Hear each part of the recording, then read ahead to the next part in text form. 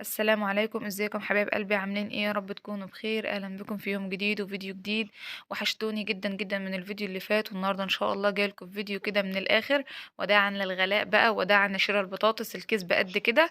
وليه؟ هنعملها ان شاء الله في البيت بطريقه سهله وبسيطه. هنعمل النهارده الفارم فريتز بطريقة سهلة جدا وبسيطة. عندنا نوعين اولا من البطاطس. والفيديو ده يا جماعة يعد ايه من تفريزات رمضان. يعني البطاطس دي احنا عاملينها علشان طبعا في رمضان اي اكل بنعمله او اي حاجة بتلاقينا ايه عايزين نعمل نحمر بطاطس جنب اي اكل. فده اول فيديو ان شاء الله كده باذن الله من اول تفريزات رمضان ان شاء الله. هنمشي ان شاء الله كل فترة كده نعمل فيديو حلو. النهارده البطاطس بتاعتنا طبعا مش الايام دي مش موجود فيها البطاطس الحمراء، الموجود فيها اللي هي البطاطس الحلوه اللي هي المقرمشة أو اللي هي اللي بيقولوا عليها سبونت، دي اللي بتكون موجودة، دي اللي احنا هنعمل منها البطاطس. انما البطاطس الحمراء هي اصل الوصفة. يعني هي البطاطس الحمراء اللي بتكون مدورة دي بس مش موسمها، هي بتكون اصل وصفة البطاطس. النص مقلية بتاعتنا أو بطاطس الشركات اللي إحنا بنشتريها، فهي مش موجودة، فإحنا هنعمل بالبطاطس اللي بتكون موجودة في الأيام دي، وبتكون برضه مقرمشة وبتكون جميلة جدًا. أول حاجة أنا بس حبيت أوريكم شكل البطاطساية علشان تكونوا عارفين. قشرتها كويس جدًا. تعالوا بقى نشوف محلول النقع بتاعنا هيكون عبارة عن إيه. شوية مَيّة كده حلوين، طبعًا الكلام ده ينطبق على أي كمية حضرتك عايزة تعمليها، مش يعني مش مفروض كمية محددة، ولكن هي وجودها في الفريزر بجد بجد حلوة أوي. حطيت عليهم معلقتين سكر، يعني الحلة دي حطيت عليها معلقتين سكر ومعلقة ملح ومعلقتين خل. لحد كده متفقين، لحد كده متفقين. تعالوا بقى نشوف إحنا هنعمل إيه بعد كده. هاقلبهم بقى كده كويس، ويعني هادوّب بقى المحلول بتاع النقع بتاعي ده بكل الحاجات اللي فيه.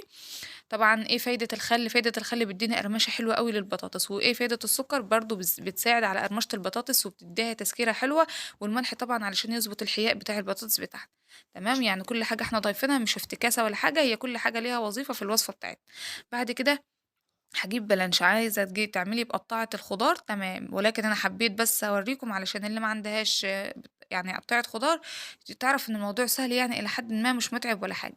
هاقطّع البطاطس كده يعني شرايح تكون سميكة شوية، علشان إحنا مش عايزين يعني مش عايزينها تكون سميكة أوي ومش عايزينها تكون رفيّعة أوي، عشان تستحمل معانا عملية التبريد وعملية القلي وعملية يعني كل الكلام ده.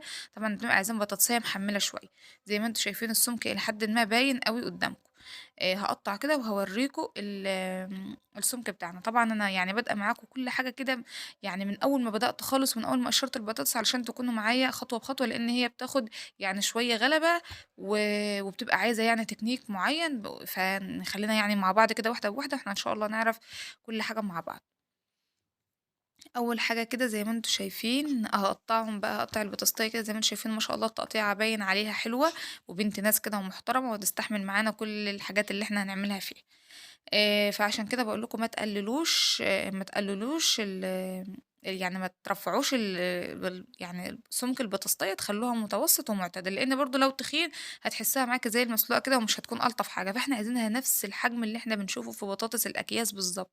لإن هي صراحةً يعني الطريقة ما تختلفش عن طريقة الشركات بشيء، بل طبعًا نضافة وضامنين غسيل والغلا. يعني الكيس البطاطس ب50 جنيه لوحده، ومش عارفة بصراحة عشان إيه. ما هو إحنا لو جبنا ب50 جنيه أصلًا بطاطس وعملناها في البيت بالطريقة دي، ما هي هتوفّر كتير أوي كمان عن اللي إحنا بنشتريها من برّه. تمام، وطبعًا إحنا في رمضان بقى فراخ مشوية جنبها بطاطس، سمك مثلًا جنبه بطاطس، أي حاجة كده تلاقي لازم طبق البطاطس المتحمّرة على السفرة أو على الطبلية بقى، يعني بتكون وجبة حلوة وكل الأطفال أصلًا بيحبوها. هابدأ بقى أحط البطاطس بعد ما قطّعتها في محلول النقع بتاعنا. بعد ما قطّعتها غسلتها في المصفى يا جماعة، يعني بعد ما قطّعتها غسلتها من النشا اللي فيها، وبعد ما غسلتها من النشا حطيتها في محلول النقع. وبعد ما اتنقعت بقى في محلول النقع ساعتين هاودّيها فين، هاحطها على فوطة علشان أنشّف كل كمية المَيّة اللي فيها، زي ما أنتم شايفين كده.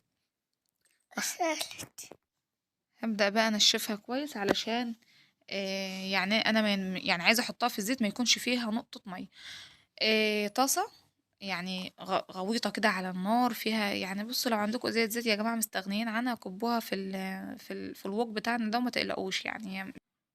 هاحط بقى شوية زيت ويكونوا يعني سخنين، بس مش سخنين أوي برضه علشان ما تاخدش لون، وهاحط فيها كمية البطاطس. نحاول ما نكترش كتير في الطاسة.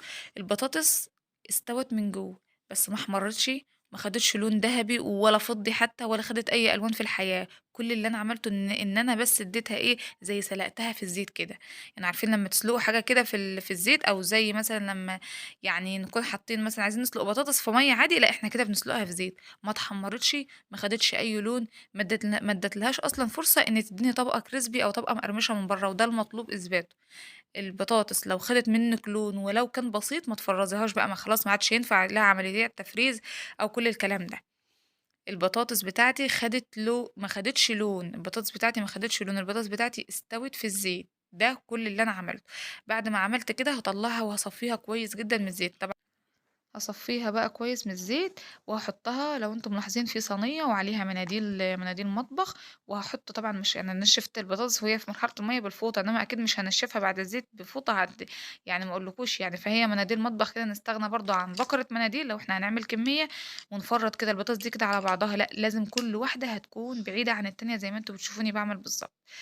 عملت إيه بقى بعد ما فرّطتها في الصينية، حطيتها في الفريزر بالصينية، يعني أنتِ يا مروة هتفرّزيها على الصينية لازم تاخد أو تدخل في عملية التبريد أو تتجمد زي ما أنتم شايفينها كده على الصينية.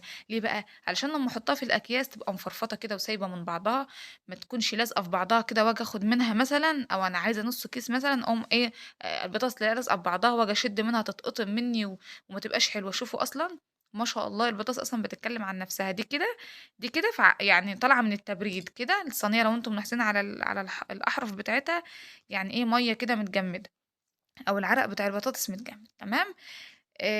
فدي كده أنا جمدتها على الصينية، يبقى أنا غسلت البطاطس وخرّطتها وغسلتها من النشا اللي فيها، وحطيتها في محلول مائع اللي هو عبارة عن مَيّة وسكر وخل، مَيّة وسكر وخل وملح، وبعد كده قليتها نُص قلية، وبعد كده نشفتها على مناديل مطبخ، وبعد كده رصيتها على صينية، وبعد كده بعد ما رصيتها على الصينية هابدأ إن أنا أفرّزها بقى في الأكياس بتاعتي. دي كده بقى توصل بعد ما اتفرّزت على الصينية واتجمدت، أبدأ بقى عادي كده وأنا قلبي جامد أشيل البطاطس كده من على الصينية وأحطها في الأكياس بتاعتي، وتبقى زي الفل وتمام، يبقى أنا كده عندي البطاطس بتاع الفارم فريتس بتاعتي موجودة في قلب البيت، ويعني بتغني عن حاجات كتير، ووداعًا للشرا ولا نشتري بقى ولا ليها لازمة الأكياس اللي بقد كده، ولا هتيجي في الجودة اللي إحنا عاملينها، ولا في اللون الحلو اللي أنتم شايفينه ده. بصراحة يعني يعني البطاطس دي جميلة جدًا، جدًا. بصراحة اللي ما عملهاش وما جربهاش بالطريقة دي بنفس طريقة المصانع فايته كتير جدًا.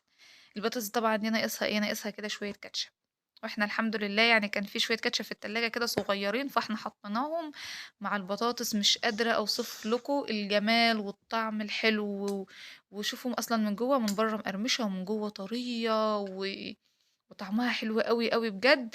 يعني وصفة ناجحة مليون المِيّة، يا رب بقى تجربوها، ويا رب لو الفيديو عجبكم ما تنسوش بقى تعملوا لايك وتعملوا اشتراك في القناة اللي لسه مشتركش، وتفعلوا زر الجرس على كلمة الكل عشان يوصلكم مني إشعار بكل حاجة جديدة أنا بنزلها. ويا رب إن شاء الله أكون عند حسن ظنكم، والسلام عليكم ورحمة الله.